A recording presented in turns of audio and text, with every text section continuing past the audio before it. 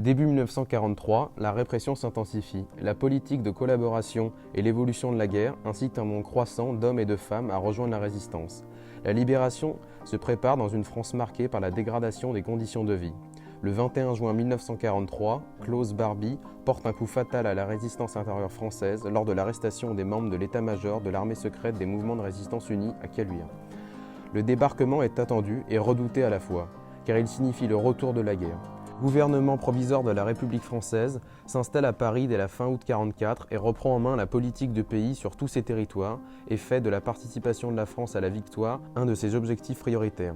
La résistance à son programme, rédigé par le CNR, ces réformes sont accompagnées d'un retour à la démocratie avec l'élargissement du droit de vote aux femmes et le retour des élections.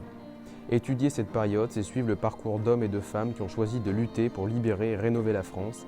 C'est comprendre pourquoi certains sont rentrés dans l'ombre à la libération alors que d'autres ont tenté de peser sur le cours des événements dans la France libérée. Comment les acteurs ont-ils permis la libération et la refondation de la République française entre 1943 et 1945 ? La libération du territoire est d'abord portée par des personnages issus des rangs politiques du syndicalisme, de la résistance. D'autres protagonistes traduisent la motivation pour la mise en œuvre des réformes sociales et institutionnelles pour ce retour de la République, tant administratif que politique. Enfin, les derniers acteurs étudiés mettent en évidence une société républicaine en devenir. Chers citoyens français, moi, Charles de Gaulle, à la fois militaire, résistant, homme d'État ou encore écrivain français, j'ai activement participé à la libération et refondation de la France. J'entretiens notamment des relations avec Jean Moulin, résistant français, qui créa le Conseil national de la résistance et en devint le chef le 27 mai 1943. Le 3 juin 1943, avec Henri Giraud, nous créons et prenons la direction du Comité français de libération nationale et dès le 9 novembre 1943, je devins le seul président de ce même comité. Le 3 juin 1944, je transforme le Comité français de libération nationale en gouvernement provisoire de la République française, où je suis élu à l'unanimité par l'Assemblée nationale constituante pour en devenir le président le 3 novembre 1945. Je m'appelle Jean Moulin et je suis né le 20 juin 1899 à Béniens, en Occitanie. En 1917, j'entre dans la vie politique en tant qu'attaché au cabinet du préfet de l'Hérault. Je grimpe ensuite les échelons et change souvent de poste jusqu'à celui de préfet. En 1940, suite à l'invasion des Allemands, je me fais arrêter le 17 juin. Après être libéré, la France avait changé. Je reprends mes fonctions et je m'oppose directement aux idées du régime de Vichy. Je rejoins ensuite un groupe de résistants dans le Midi. Après l'obtention d'un faux passeport, j'arrive à rejoindre le général de Gaulle à Londres, qui me nomme délégué civil et militaire de la zone libre. J'effectue alors de nombreuses missions pour la résistance et je suis chargé par le général de Gaulle de la création du CNR. Après cela, avec toutes les forces du CNR et les forces de résistance de la France entière, je participe à la libération de la France. Malheureusement, il s'ensuit mon arrestation par la Gestapo et Klaus Barbie, et je deviendrai donc celui qui, selon André Malraux, l'homme bafoué, sauvagement frappé, la tête en sang et les organes éclatés, j'atteindrai les limites de la souffrance humaine sans jamais trahir un seul secret, moi qui les savais tous. Mes chers compatriotes, moi, Georges Bidault, ancien président du gouvernement provisoire, j'ai activement participé à la résistance française et à la refondation du gouvernement. À la tête du CNR, à la suite de la disparition tragique de notre camarade Jean Moulin le 8 juillet 1943, j'ai continué son œuvre. J'ai unifié les mouvements de la résistance. J'ai préparé la refondation et recréé la République. Pour cela, j'ai travaillé de pair avec nos camarades des autres partis et des autres chefs de la résistance. Dans la clandestinité, nous avons jeté les bases d'un renouveau démocratique avec le programme du Conseil national de la résistance. Ce programme est un texte porteur de justice sociale et de réforme que nous avons publié le 15 mars 1944. Je suis Ginette Cros. Je m'engage très jeune à la résistance contre l'envahisseur allemand. Consciente de l'importance de la formation dans la lutte clandestine, je participe à la création du journal le jeune patriote qui encourage la jeunesse à participer à la résistance. Mon engagement me conduit à des hauts postes au sein du Front national de lutte pour l'indépendance de la France et au sein du Conseil national de la résistance, où j'ai pu participer à l'organisation de la lutte contre le régime de Vichy et du régime nazi. Après la libération, je poursuis mon combat contre la résistance avec la transmission de l'histoire. Agrégée en histoire-géographie, j'enseigne avec la volonté de transmettre la mémoire de la liberté française. Mon engagement dans la résistance m'a permis de recevoir la médaille de la résistance, reconnaissance du combat que j'ai mis au périple de ma vie. Mon nom est Marie-Madeleine Fourcade. Je suis la première femme chef de l'état-major d'un réseau de la résistance nommé Alliance et surnommé l'Arche de Noé. Sous le pseudonyme du Hérisson, j'ai agi dans l'ombre afin de lutter contre un régime que je ne tolérerais pas. En 1940, les hommes ont déposé les armes. J'ai donc décidé que c'était aux femmes de les relever. Les Britanniques m'ont nommé à la tête de ce réseau. Ils ont notamment reconnu mes qualités. Alliance a recruté beaucoup de partisans, dont 24% étaient des femmes.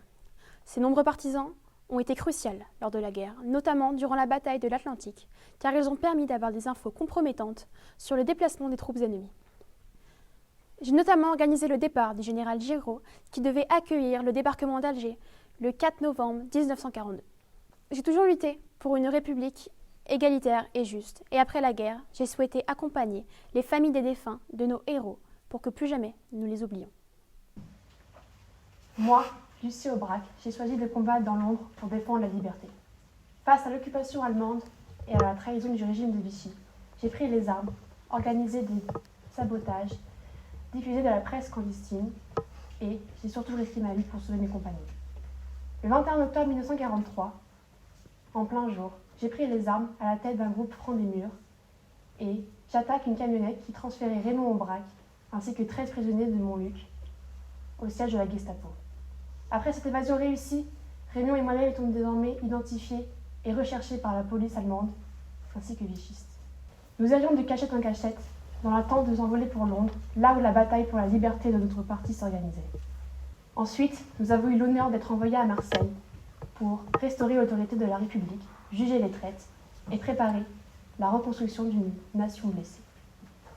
Je suis Virginia Hall, l'espionne la plus audacieuse et redoutée de la Seconde Guerre mondiale. Mon parcours dans l'espionnage a été marqué par des missions cruciales qui ont joué un rôle déterminant dans la victoire des Alliés.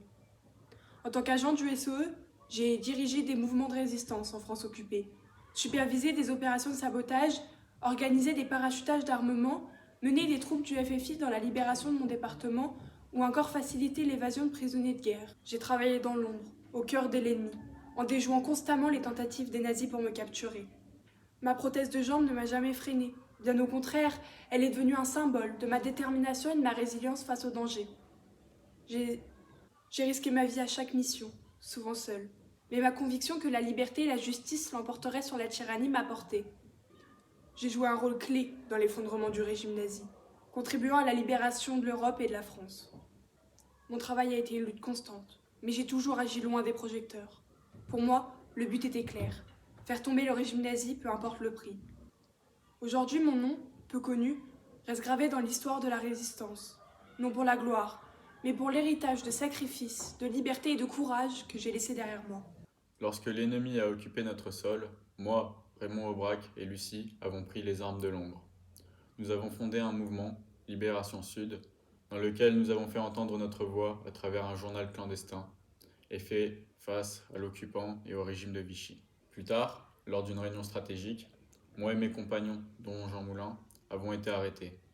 Emprisonnés et condamnés, j'étais destiné à mourir. Mais Lucie a refusé de l'accepter et à travers une opération audacieuse, elle a secouru non seulement un homme, mais une volonté inébranlable de continuer la lutte. Aujourd'hui, le combat continue.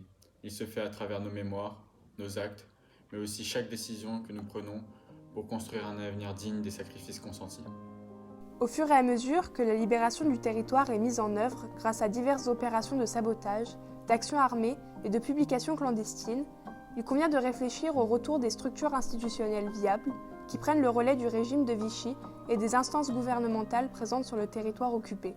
Je suis Louis Saillant. né le 27 novembre 1910 à Valence. J'ai exercé la profession de sculpteur sur bois. Peu à peu, face à l'événement de la Seconde Guerre mondiale et à l'oppression du régime de Vichy, j'ai dû agir, notamment en devenant représentant de la CGT au CNR, puis pris la présidence en 1944.